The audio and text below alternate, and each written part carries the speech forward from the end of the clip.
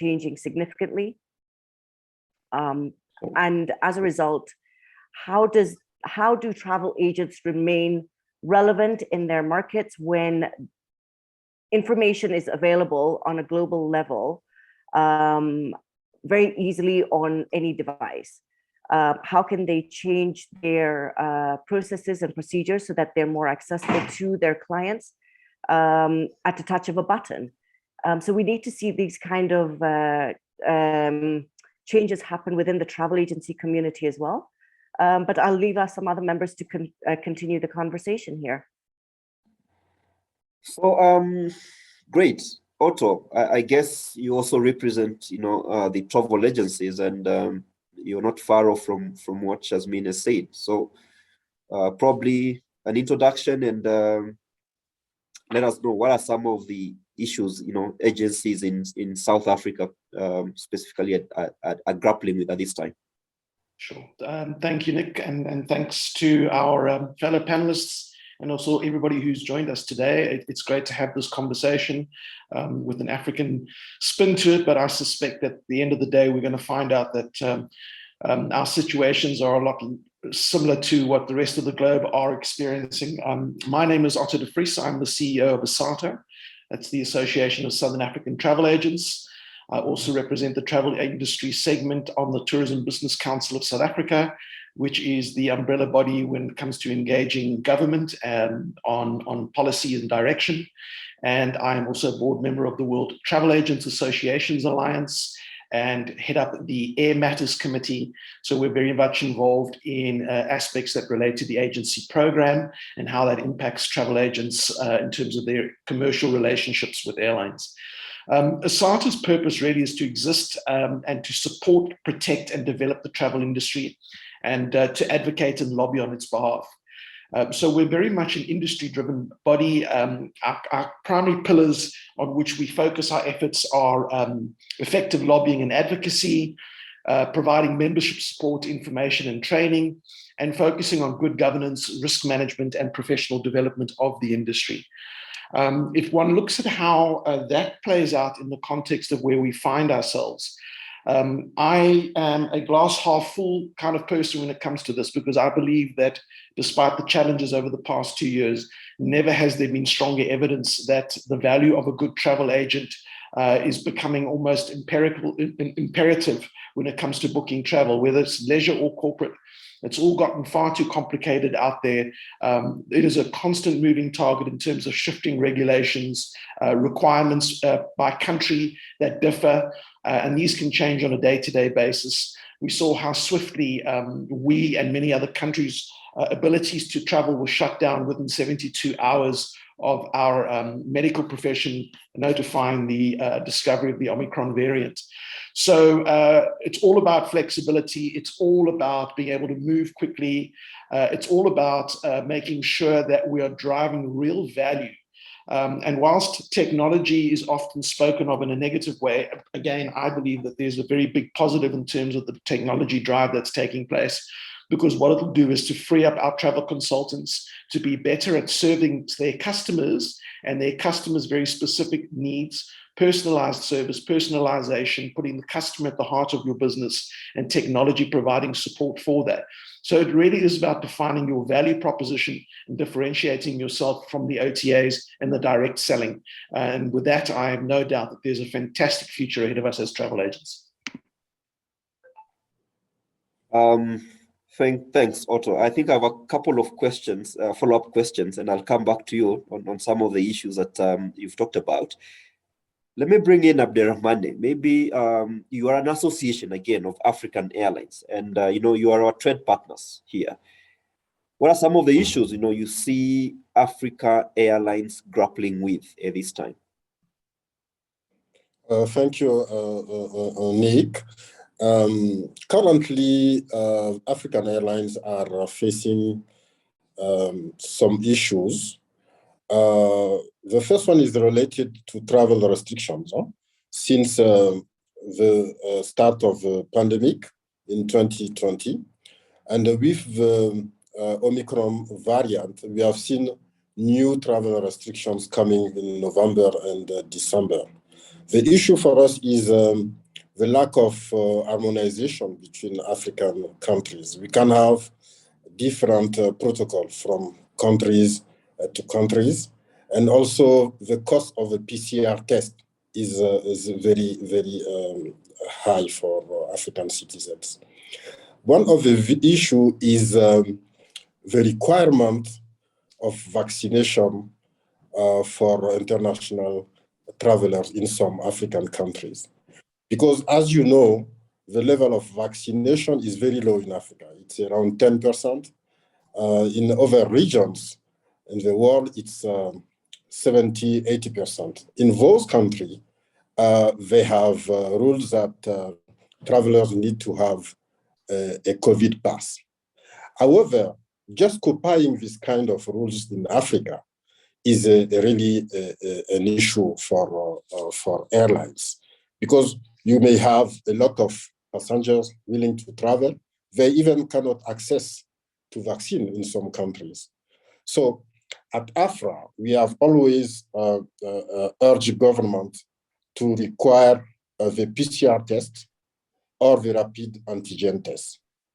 The vaccination as a requirement is not a recommendation of the World Health Organization, nor it's not also from the International Civil Aviation Organization. Another issue is the sustainability of air transport in Africa. For many years, we have seen that African airlines are not sustainable. So this is an issue very important, and we need to have a multi-stakeholders approach on it. And the AFRA will organize soon a workshop on sustainability with all stakeholders to think out of the box and try to find workable solutions.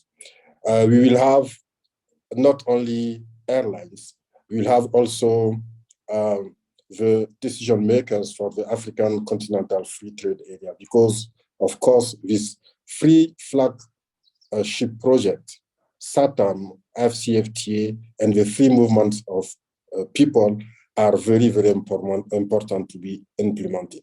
We really need to create a conducive environment for African airlines, because currently we are in a very high cost environment. And if it's not possible to offer to middle-class African citizens affordable ticket price, our industry will not grow.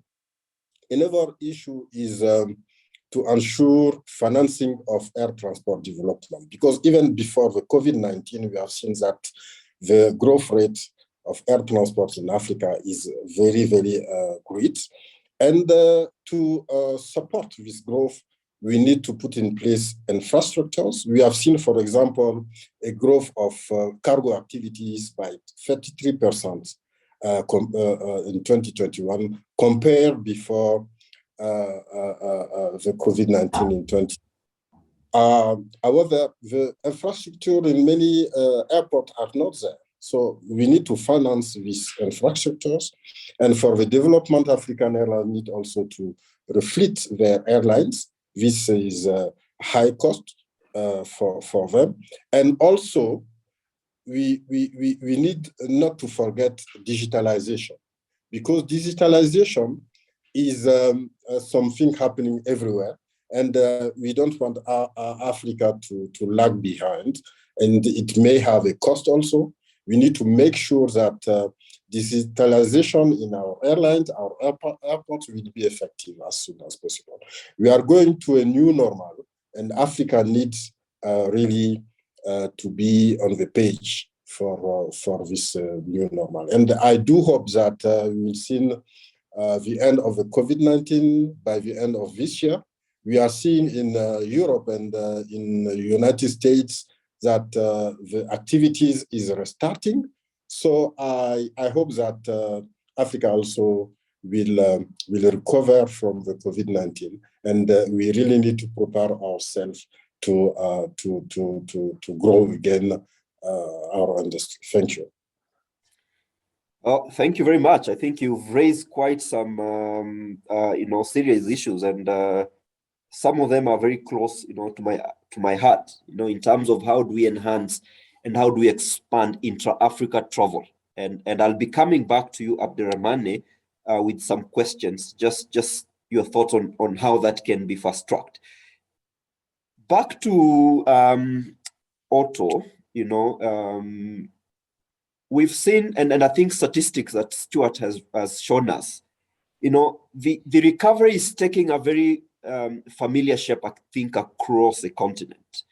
So you look at domestic versus international. Domestic is growing faster. You look at leisure versus corporate travel. You find that leisure is doing well, and of course, with the disruption, these 2 years, there's a thinking that corporate travel may take a bit longer, to recover.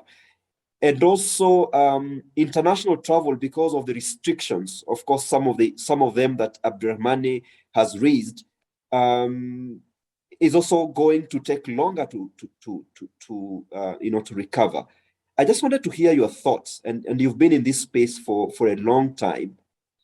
How can we take advantage, of what looks like the new trends in the recovery? What you would tell the travel agencies to be able to restructure? And of course, people are doing their businesses differently, but just your thoughts on that. Sure, we're going to need quite a bit of time, but I'll try and keep it short and to the point.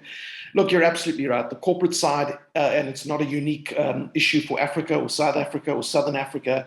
In fact, we're seeing that the corporate travel is indeed recovering at a much different pace to leisure.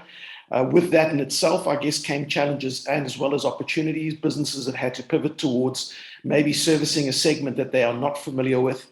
On the upside, statistics have shown, including research done by Google, that as much as 57% of people that haven't used a travel agent in years or have never used a travel agent before have over the past year been looking to travel agents to assist them in the planning of their travel. So, just coming back to your point, yes, domestic and leisure has been the trigger point for recovery. And South African market has certainly shown its resilience in that regard. But it is critical, that we start to see the international travel component opening up. And for our industry, at least in Southern Africa and South Africa in particular, the need for corporate travel to recover, because that has always been the bedrock on which the travel industry in South Africa has operated effectively. So it's had a huge impact on our travel management companies. But having said that, again, I think, with it will come a much clearer picture of not only the type of traveler that we'll see in the future, but the role that the TMC is going to play. Duty of care has always been critical, but I see that now as becoming a requirement in the leisure space as well. It is imperative that travel agents are well positioned to provide a value proposition around duty of care that was very specific in the past to corporate only, but will now become quite expanded, I think, in terms of the broader traveler. Risk management, again, maybe one could argue a component of it, but when I think of risk management, I'm thinking particularly when one looks at choices of suppliers, who are you partnering with, whether that be airline, hotel, accommodation, or other travel services. Ultimately, you are managing the money on behalf of your customers with suppliers. So, I think that there's going to be a fundamental shift in the way that we are contracting suppliers and how we manage those relationships going forward. Customers are looking for flexibility. They're looking for easy cancellation policies and terms and conditions that meet those requirements. We cannot move forward with rigid, strategic, outdated terms and conditions and inabilities to provide refunds to the customers. So a much higher level of flexibility is going to be critical. We're going to have to expand and improve our support services. We are going to need to be available 24/7. It's going to be imperative. I think if one lesson was learned, those that try to book themselves or book with OTAs or with airlines directly or other service providers would have found that there was no one on the other end of any line when COVID struck and you needed to try to find a way to get your money back. So the value proposition from a travel agent perspective is very, very evident, and we need to expand on those opportunities going forward.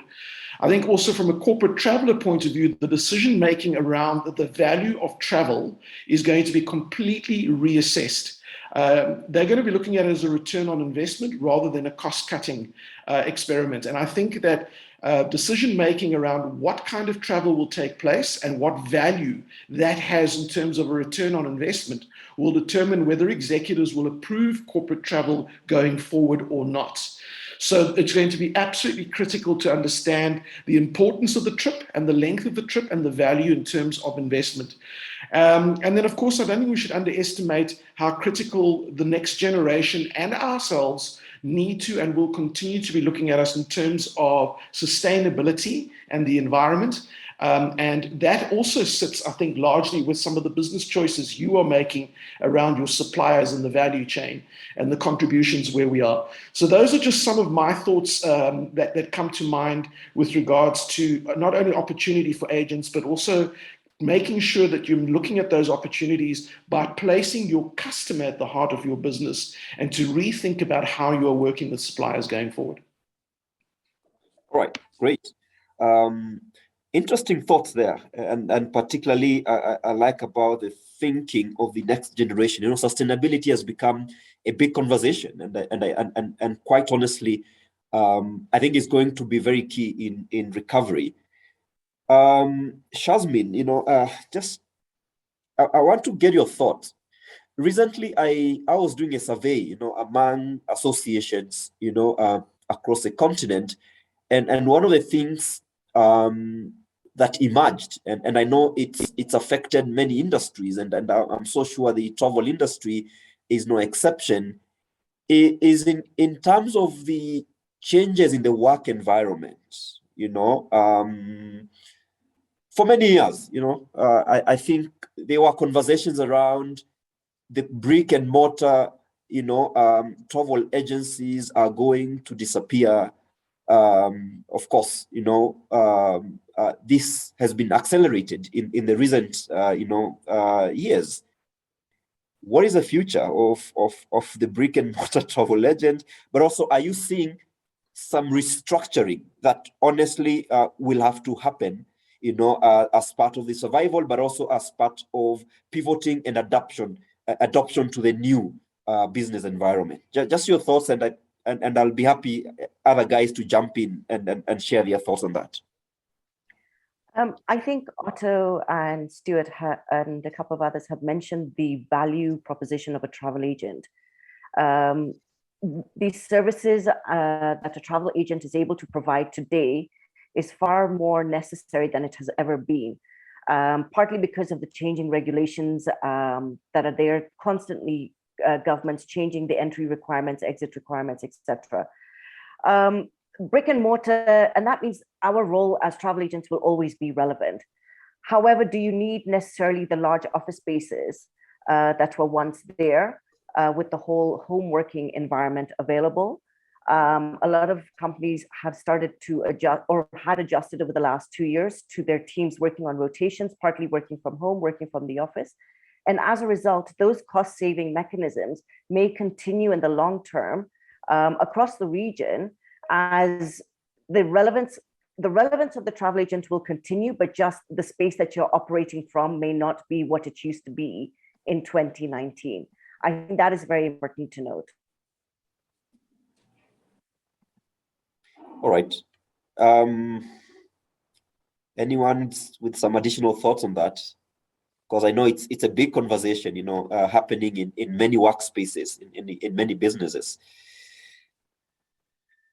All right.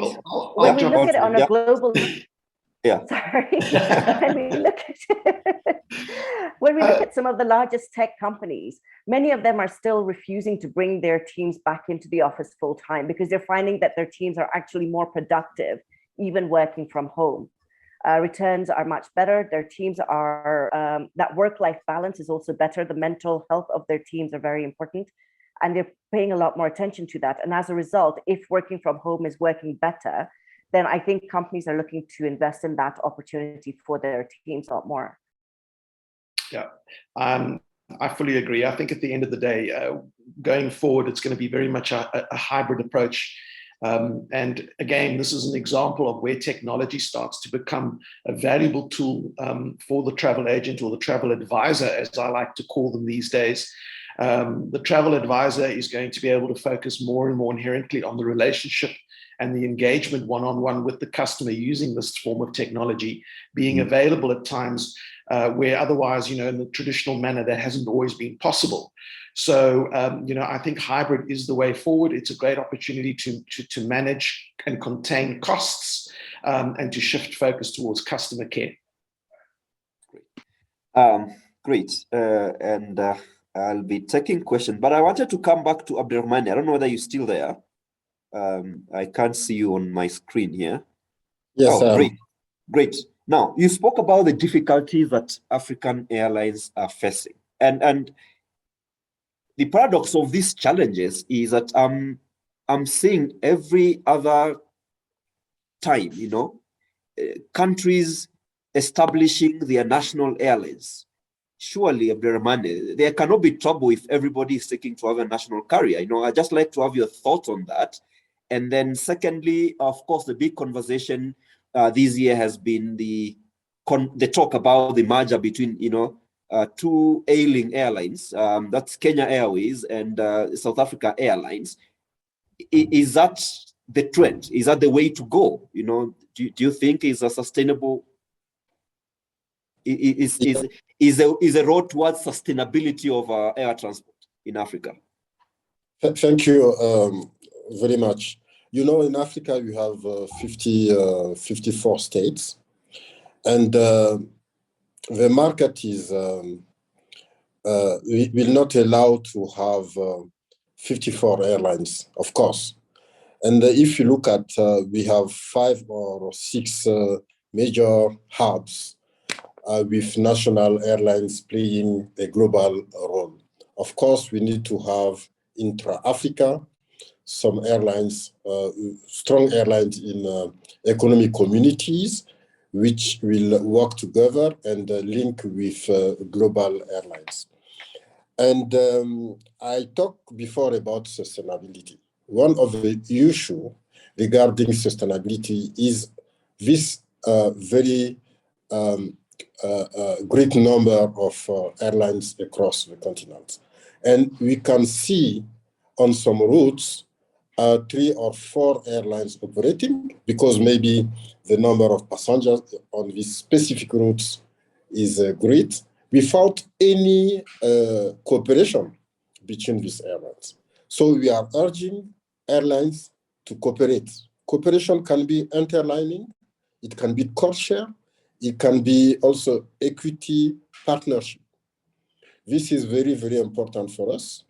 The recent news about Kenya Airways and South African Airlines trying to partner is a very, very good thing because we have been calling for that for many years. And even in September, AFRA organized a workshop on consolidation of African airlines.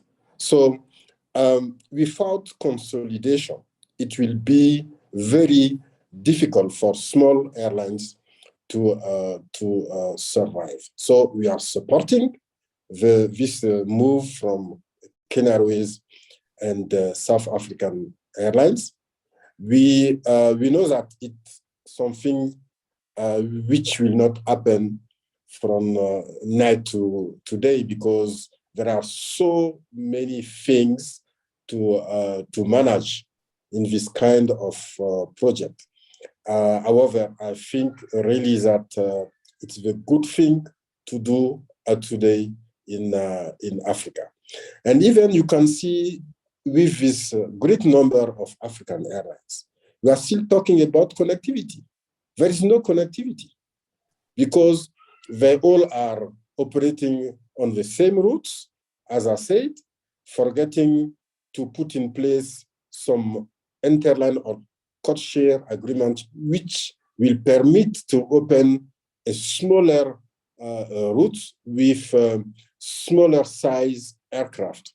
We need to think about our potential customers. We need to offer a service which will benefit for African customers. How many passengers trying to move from West Africa to South Africa, will fly, I don't know, through Istanbul, through Dubai, for example. This is crazy. We really need to think about this situation. African Airlines need to cooperate and to put in place a network which will enhance the intra-African connectivity. And this will support also the economic development of the continent. Thank you. Great, thanks. And I think you raise a big conversation now has been around cooperation, partnership, consolidation. Otto, is this a conversation that travel agencies are also having? You know, do you see this working for travel agencies? You know, agencies merging or consolidating or cooperating or partnering, and particularly in view of the conversation around, you know, the NewGen ISS, this NDC, and quite honestly, a working environment that is becoming challenging. Yeah, absolutely. Look, I have some very strong opinions about NewGen ISS as well as NDC, and I'll be very happy to share those thoughts with you shortly. But your opening remark and question, initially, yes. Look, I think there's no doubt in my mind that consolidation has been ongoing. It's probably been accelerated over the past 2 years. You know, cash has become absolutely king in any business in order to survive through this pandemic. And the ability to manage that cash flow has been different for every business, depending on how, you know, they've approached their management of money up until this point. So, you know, yes, a lot of consolidation, yes, a lot of collaboration. And in fact, it goes beyond working collaboratively with other travel agents. It's also imperative that we are looking at collaboration throughout the value chain. You know, we are not going to be able to rebuild the travel and tourism industry independently of each other. This is, again, a great opportunity for a better collaboration and a working effort across the value chain in order to build those opportunities. We have to acknowledge that any supplier of a service or product is going to have a multi-pronged approach and strategy to how it's going to get its customers. It is always going to be a combination of direct and indirect channel. We need to focus on where we drive the value for our customer and in turn provide bums and beds and bums and seats for our suppliers within the context of the value proposition that we're offering. Focus on that and don't worry about what those suppliers are doing in terms of their different ways they're looking to draw in business. As for NewGen ISS, if you look at the pillars of it, it has been an absolute dismal failure on every single level, at least from an agency perspective. As far as I'm concerned, the big project that was going to make relationships between the airlines and the agents through the IATA agency program become more streamlined has been very much focused on protecting the airlines and not providing any additional value proposition whatsoever for the travel agents. Every single pillar has been a failure. If there was one that you might want to call out as having been reasonably successful, but it was almost a victim of, its success was almost a victim of the situation that travel agents found themselves in, is the Go Light model. But other than that, I don't think that there's any component of NewGen ISS that anybody can stand on a platform and trumpet about and say that this was useful or added any real value. As for NDC, again, unless NDC is consolidated, and Stuart, that slide that you presented in terms of what you and many other of the technology companies in the distribution of airline services are providing. I'm not going to call them GDSs anymore because none of you are that any longer. You are technology providers to the industry. Each have their own strategy and their approach. But ultimately, if there's going to be any meaningful success for NDC, it has to find its way through agreements that are functioning through the channels like Travelport, like Amadeus, like Sabre. Because these direct connects and the fact that ultimately they started this thing off as a standard, in anybody's language, a standard is the basis upon which every single operation works. This is not a standard. It is far from a standard. What has happened is that they've taken an opportunity to niche build specific services and products. It discriminates because it's expensive, which means that a number of suppliers, airline suppliers, are not economically in a position to leverage the NDC channel. And for the travel agent, the current way in which NDC has to be accessed, if you take it outside of the technology companies, is also far too expensive. It doesn't integrate well with the front, mid, or back office of any of your businesses. And ultimately, what airline A offers versus what airline B offers on NDC is never the same. So quite frankly, probably the biggest mess, again, that I have ever seen. This thing's been rattling along for 8 years. People have thrown millions and millions and millions of dollars at this thing, and we're still nowhere near driving meaningful value for the trade and their customers. Corporates across the globe are increasingly getting frustrated with the promises that were made that NDC would deliver versus what's actually happened. And the workflows for travel agents has become unbearable. And quite frankly, I think it's an absolute disaster. An absolute disaster. Shazmin, those and Stuart, I'll give you a chance to be able to, to come in and respond, and react to what Otto has strongly, said. Is that the experience you see in Kenya, Shazmin, and is NewGen an absolute failure? Because for some, they will see it as a reprieve, particularly in these difficult times that that the travel agencies have gone through, and now with the requirements lessened, maybe it was a breath of life in travel agencies. Some will look at it that way. I don't know what your thoughts are. Maybe for some agencies, it has been a breath of fresh air, but for others, it's definitely been a challenge. I think no matter which market you talk to, the actual implementation of the NewGen systems has been chaotic, to say the least. It was, as Otto said, a disaster. I think in Kenya, we were fortunate to have this so-called 1 month grace period. But even then, when the rollout happened, agents found themselves unable to trade and unable to function optimally at a time when they needed to be trading optimally, given everything that had happened in the past 18, 20 months prior to the implementation. It has maybe assisted, I guess part of the benefit may be in that it has assisted in terms of managing your cash flows right now. But with business relatively low and starting to increase, the need to constantly increase your bank guarantees is now a cost factor for many travel agents, which sometimes they just can't afford. And that now becomes a restricting factor in terms of how they trade using the NewGen system. In terms of NDC, agreed, again, it is not very agent friendly. You're having to use all these non-travel GDS direct links to access some of the content.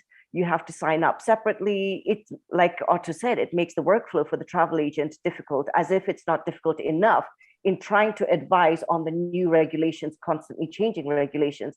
Now you're looking off a non-centralized system to look for the best options, the best travel fares, the best routings, etc.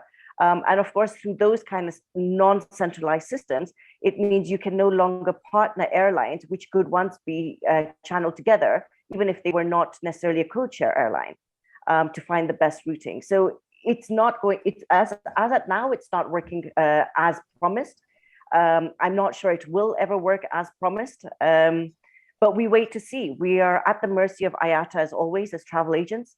There's very little we can do to push our agenda. We can attend certain meetings, we can voice our opinions, but we are simply voicing an opinion. It's not usually taken into consideration.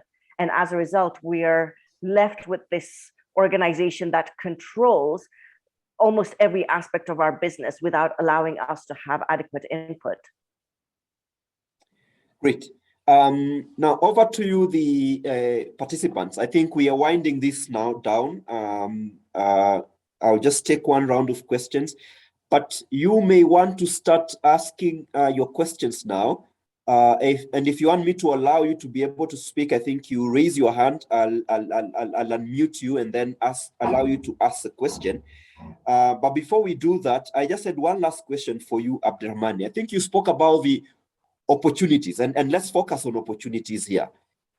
And we've spoken about open skies, and this, I think, has been a conversation that has been there for a long time. Can we open our African skies so that we can allow interoperability and interconnectivity on the continent? And then you spoke about the African Continental Free Trade Area, because I see that as an opportunity that will allow intra-Africa trade, will allow Africans to move, within Africa trading, and therefore that provides an opportunity for us in the travel agents to be able to book more tickets and facilitate more people to move. What do you think needs to happen? Because the problem sometimes we have at a policy level is that we speak about things, they sound very good, but are very slow at implementing, those ones. And I believe that it's a time for us as an association to push and ensure that governments actually keep their word in some of these things that we see them as opportunities. Maybe just your quick thoughts on that, and then I'll come down as we wind down and open up the session for questions. Thank you, Nick. With regard to connectivity, when we talk about liberalization, I want first to make sure we are talking about the same thing. The single African air transport market concerns intra-Africa traffic rights, so it concerns African states. It doesn't concern non-African states. We are not opening our sky to non-African states, because even if you look at in other regions, they have liberalized within their own region. We need to have, however, an African civil aviation policy, because by the time you have seen that African airlines are losing market share compared to non-African airlines. The single African air transport market was launched in 2018 because the Yamoussoukro decision, which was signed many years before, was not effective. So the SATAM was implemented to put in place a framework to facilitate the compliance with Yamoussoukro decision. It has been signed by 35 states. However, as I said, the implementation is still very, very low. We really need to make sure that the signatory states are really implementing the SATAM. In September, African Union made a survey on the bilateral air service agreements across the continent. If I remember very well, less than 40% are in compliance with the provisions of the Yamoussoukro decision. So it is a political decision to sign. It's also a political goodwill to make sure that states are implementing SATAM. Because if states are not implementing SATAM, it will really be an issue for connectivity on the continent. For the African Continental Free Trade Area, the number of states which signed is higher than for SATAM. I think it's around 45 states. The thing is that intra-African trade level is very low. It's around 60 to 20%. Africa is trading more with non-African countries than between African states. In other regions, the intra-trade rate is 50 to 60%. So the objective of this project is to increase the trade level between African countries. So it's important also to have connectivity, because if you increase trade, it will impact, of course, also air transport, cargo, and even passengers as well. So the free movement of people also is something which need to be tackled, because in Africa, since in some countries, you still have need for visa before you start your travel. At least it will be good to grant visa on arrival to African citizens, for example, even if for now it's not possible to have African citizens free of visa requirement to travel within the continent. So there are some policy issues which really need to be solved as soon as possible. I know that African Union is doing the best. However, the difference between Africa and other regions is that African Union is making recommendations. There is no way to enforce implementation to states. In other regions, when you sign, you have to implement. If you don't implement, you will incur some sanctions. This is not the case. African states still have a kind of sovereignty. They can sign and they will not implement it. So we have been advocating for SATAM for many years. At our stakeholder level, we have a joint prioritized action plan, which objective is to implement the SATAM. However, if states are not willing to implement it, we'll go nowhere. So it's very important to make sure you have signed as a state, you have to implement it. And I think that's where associations like ours, come in, Mr. President Mustafa, to be able to add our voice and pressure, because these are the things that are going to open up trade opportunities and business opportunities for us. We may think that they are far away and they're removed from us, but really, if it doesn't work, then we are going to see our businesses struggle. We need to get people moving for trade, for leisure, for all those things. And some of these impediments are issues that, as AESATA, we must actively get engaged and involved in. Stuart, I think I want now to come to you because you've got a couple of questions that you need to answer, and I hope you have been noting them. But earlier on, there was a question from, there was a comment, from Richard. Just going to that comment, Richard from Travel Duca. And he says that the online travel agent NDC is NDC ready.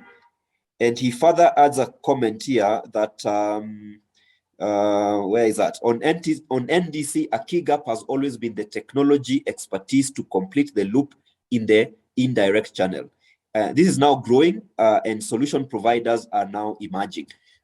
So maybe respond to what Otto said and what Abderrahmane had earlier on asked, and then respond to Richard, even as we begin to wind down. And if you have a question, please put it on the chat or raise your hand, and I'll be able to give you an opportunity to ask it. Over to you, Stuart. Okay, there you go. Thanks. Hi, and thank you, Otto. It's always terrific to listen to you. Thank you. Very, very good insights. And you're right. As I mentioned earlier, NDC is not yet a standard. I think IATA are trying. I mean, it's quite funny actually. Some of the differences that we have to work through are considerable. So in the Lufthansa group, for example, every airline has the same API. It's amazing. Lufthansa is the same as Swiss. It's the same as, as you would expect from the Germans. It's fantastic. Other airline groups are completely the opposite. It's got a long way to go. And, unfortunately, that actually causes delays and it costs a lot of money at the end of the day. Our job as your technology partner is to do two things, really. Number one is to make it all available to travel agents in the same storefront, which we have been successful in doing with the guys that are on the airlines that are on board. So just, make it look, smell, feel the same as EDIFACT content. And at the same time, bring in some of the advantages that NDC is genuinely able to do. And again, as you mentioned earlier, just allow agents to focus then on upselling and then focus on the relationship aspect. So there are benefits. Yes, there's a bumpy road to getting there. Considerable work still needs to be done, but clearly it's the path that the airlines have themselves invested tens of millions of dollars in, and we'll be using it to make sure that it benefits agents the most. Thank you, Richard, for your questions. I'm not sure I got all of them. If I understand one of your questions correctly, definitely there is a role for other providers. I mean, we work with many of them. We have an open platform. I think the beauty of the travel industry is there's a rich infrastructure of providers, not only the traditional but the guys who look at data and stuff like that. And they'll be working in the NDC space as well, no doubt. We collaborate very openly with them. In terms of other airlines in Africa coming onto NDC, I think was one of Richard's questions. We're in, I think all the GDSs are in talks with them. It's certainly part of their plan, I believe. Noting again that there's, considerable time and investment required, but hopefully some good news to be announced there in, during 2022. Sorry if I missed anything else. All right. No, I mean, I see a question. I think it was a comment from Julie, and I think she had a couple of them. One, she says that a travel agent is no longer just a travel agent. We have become health experts as well, because we have to do all the health issues to allow people to travel. I mean, I just like to, I think here is a question. We travel agents are no longer just travel agents. We have been forced by COVID to be health experts.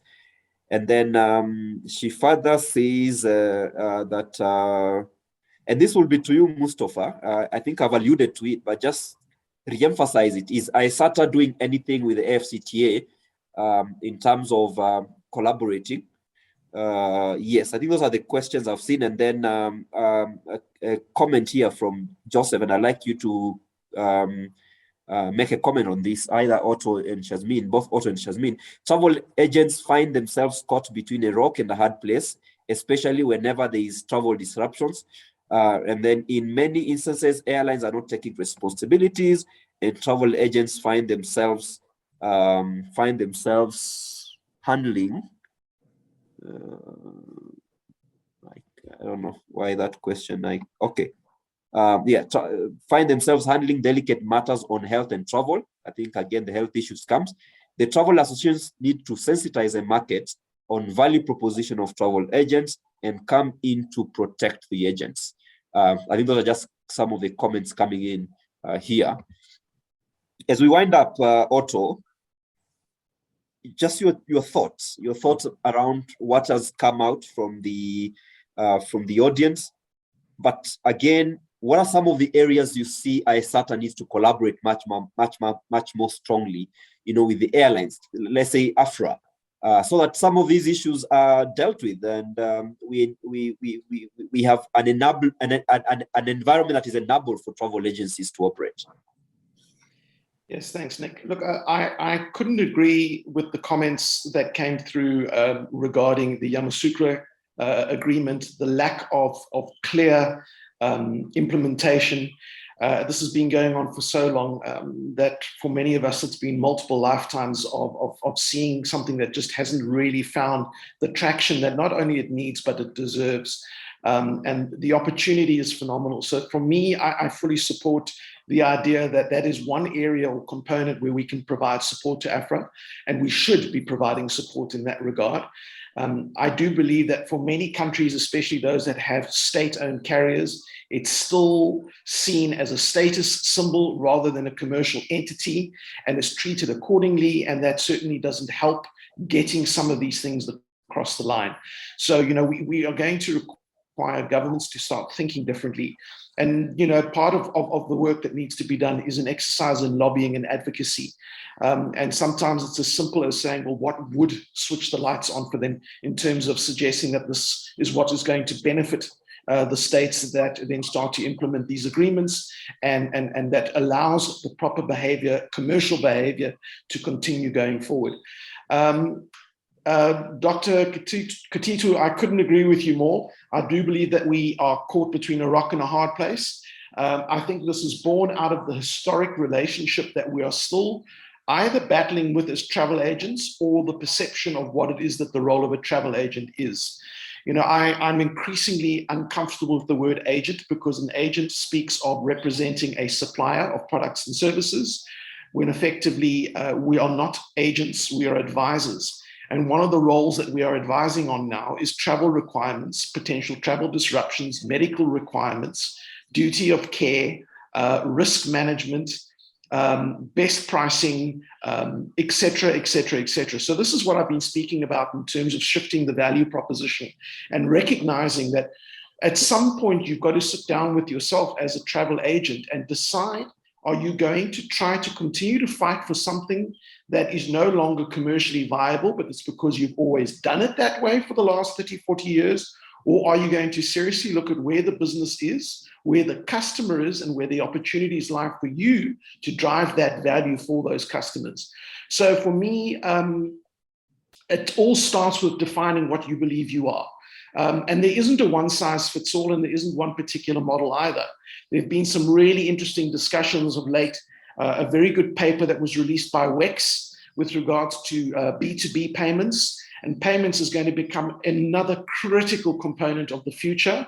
Whilst the airline space may be lagging, I have absolutely no doubt in my mind that models like the old-fashioned BSP and the agency model as we know it today is going to come increasingly under pressure from commercial realities between travel agents and airlines, where they're going to see that it is just better to work differently in a more cohesive manner. But one of the interesting components of that discussion was, are you going to be the merchant of choice, or are you going to be the agent that passes the payment process on to the supplier who acts as the merchant? That in itself is fundamentally different in the way that you do business. And there are pros and cons in both cases. So, I would really, really urge everyone to take a very long, hard look at where they find themselves, where they see their business, but most importantly, put your customer at the heart of your business and start to look at what they want and expect from you as their travel advisor. Travel advisor. Shazmin, your closing thoughts. As you were asking the question, and as Dr. Joseph put his note there, I put in big capital letters on my notebook here as advisor, and Otto, you've really taken my thoughts. Because we do really have to stop looking at ourselves as an intermediary between the supplier and the customer. As long as we do that, there is not much space for us in this changing environment. But as Dr. Kaditu says, we are more than that. And as much as we find ourselves between a rock and a hard place, it is for us to take this opportunity to really redefine our businesses and our services. And then automatically we'll be able to communicate the value proposition we have for the consumers. As associations, maybe we also need to look at the names that we have. Associations of travel agents, for example, here in Kenya. We need to move away from that. As we do that, I think we will send the message out to the consumers on the value of booking with a travel agent. As it has been said time and again, the importance of the travel advisors over the last 2 years has been immense. Those who booked directly have found themselves out of pocket, stranded, etc. Whereas those who booked with travel advisors had the assistance 24/7, if I may add, 7 days a week, 365. There were no breaks. As much as we were not earning revenues, we were still assisting our clients. And that is a very important thing for our consumers to note. And it brought a lot of consumer confidence in the market globally. maybe a time one of the mission, Mustafa, should be to try and help this to midwife this transition from a travel agent into a travel advisor. You know, yeah. Stuart, your closing thoughts. Fantastic insights. I'd like to add my contribution and say trusted travel advisor. Then I think we've hit the nail on the head perfectly. And yeah, looking forward to an exciting journey together this year. I think trust, relationships, and technology at the heart of what we do. And the rules of that game haven't changed in 40 years. So, you know, we just continue. It's an exciting road. Great. Abdurrahmane, maybe let me come to you before I hand over to Mustafa to give his closing remarks. What are some of your closing thoughts, and how do you think, you know, some of the areas we can collaboratively work together? We can collaboratively work together so that we advance, you know, our industry corporately together with you as an association of airlines. Yes, first of all, I think that government need to create an enabling environment for the travel industry. And at large, it includes airlines, airport, travel agents, tourism sector also. And we need for that to work together in advocacy for a better environment. And airlines and travel agents have common customers. And even travel agents somehow know better the needs and the requirements of our customers. We need to put in place a framework of fruitful communication between our associations. We need to find win-win areas of collaboration. There are great future for our industry in Africa. Let us make it happen as soon as possible. Thank you. Thank you very much, Abdurrahmane. You know, there is a great future, and I think that's what we all here today, to encourage each other. There is a great future, and we must be able to grab that future. Mustafa, you can send us home now. Thank you very much indeed. I mean, I've never been glued to a Zoom meeting like the one I did today. You know, I did not take even a little stretch for over 1.5 hours. So this is exciting, and it shows how committed we all are in the travel fraternity. The role of AESATA with the Secretariat needs to be enhanced, to be taken to the next level now. And one of the areas which I believe is of great concern for the travel agents or travel advisors is the relationship with IATA. We are always at the end of the road, and we are always getting all the challenges with IATA. We have travel agents who have not had refunds from the airlines for over 2 years now. And yet travel agents have been forced to adjust to the NewGen ISS for the bank guarantees, which Shazmin has said. And that's the same story in Tanzania.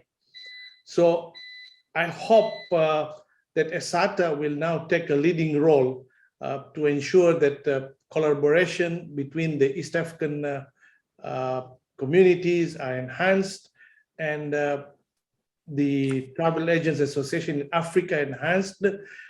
We need to lobby with the government to ask them to ensure that the Yamoussoukro Agreement is honored, and the open skies thing would be the best solution for African airlines. And Mr. Abdurrahman will agree with me that Tanzania has not been on the forefront in ratifying this, but I hope there is an urgent need now with the Africa Trade Agreement.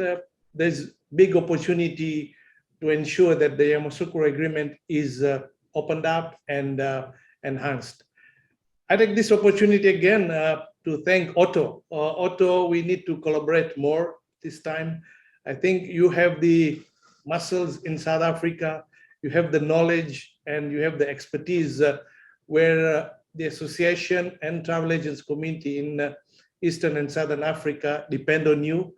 And we have basically common problems and we have common enemies in our industry. So we need to align with that. Travelport has been very supportive in this region. And I think that needs to be enhanced with relevant partnership with the technology providers in the region. NDC has been a disaster in Tanzania, if I may speak. I can tell you maybe 1 or 2% of the travel agents have taken up on NDC participation. But again, it involves a lot of costs, a lot of double work for the travel agents community. And really, what the airlines are giving us, the carrot and stick method, does not meet the cost of servicing a client in that manner. So Nick, we need to work on that idea as well. We need to come up with specifics within our region, especially our sister, Shazmin. We have been cut off for the last 2 years. We need to revive that collaboration we've had within the region, and especially the travel agents community. So I thank you very much indeed. And Nick, you have been a star. And I think the way AESATA is working with Afamco, I think other associations will also need to emulate and speed up the way we operate. We can still be in touch, whether it's physically or digitally, but we should remain in touch. We have always been busy being busy. Everybody has been busy with trying to solve the immediate problems.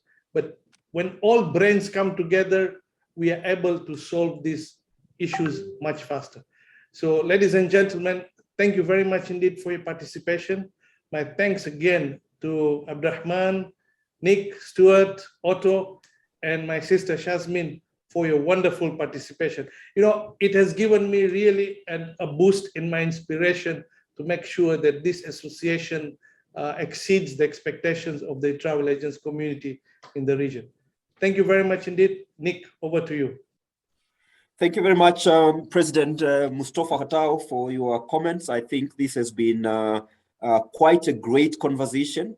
We've lined up a couple of these, and Mustafa has promised us a party of the year when we meet in Zanzibar later in October, and we'll be coming to you with more information around that. I'm looking forward to that event later in October, but before then, I know we'll come back to you just with the details, but also have more conversations. What I have picked from here is that we will accelerate our conversations with the Africa Union. I think around the issue of open skies, it's important that that is factored in, and then see how we can collaborate amongst ourselves. So thank you very much, everyone. Thank you to my thanks to my panelists here. You've been very, very, very, very knowledgeable and useful, I think, in opening up this conversation. And to the participants, I think we started about around 58 of us, and I see that we've remained in there. So thank you again for your patience, and I wish you the very best as we start this year, and God bless it's in your business. So thank you very much. See you next time. Thank you. Bye. Bye-bye. Yeah. Bye-bye, everyone. All right.